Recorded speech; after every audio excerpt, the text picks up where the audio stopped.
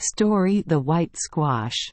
In a queer little bamboo house in front of a big garden lived a man and his wife all alone. They had always been kind and good to everyone, but still they were not happy, because the child for which they longed had never come to them.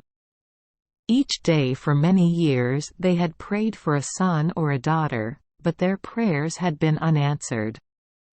Now that they were growing old, they believed that they must always live alone. In the garden near their house, this couple grew fine white squash, and as the vines bore the year around, they had never been in need of food. One day, however, they discovered that no new squash had formed to take the place of those they had picked, and for the first time in many seasons they had no vegetables. Each day they examined the vines, and though the big, yellow flowers continued to bloom and fade, no squash grew on the stems. Finally, one morning after a long wait, the woman cried out with delight, for she had discovered a little green squash. After examining it, they decided to let it ripen that they might have the seeds to plant.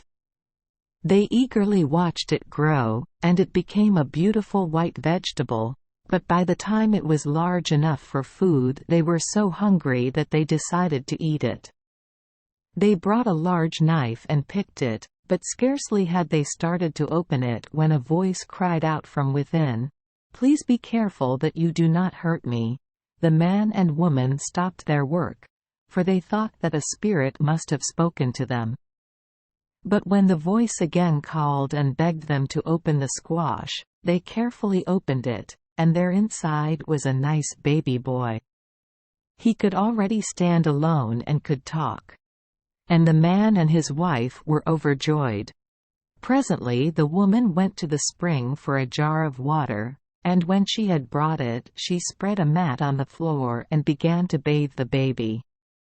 As the drops of water fell off his body, they were immediately changed to gold, so that when the bath was finished, gold pieces covered the mat.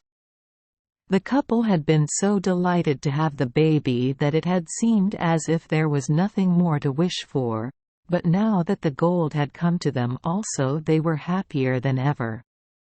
The next morning the woman gave the baby another bath, and again the water turned to gold. They now had enough money to build a large house. The third morning she brought water for his bath again, but he grew very sad and flew away. At the same time all the gold disappeared also, and the man and his wife were left poor and alone. Thank you for joining us for today's fairy tale. We hope these stories bring joy and meaning to your day. If you love our channel, please hit the subscribe button so you won't miss any exciting tales. Wishing you a good night and sweet dreams. See you in the next story.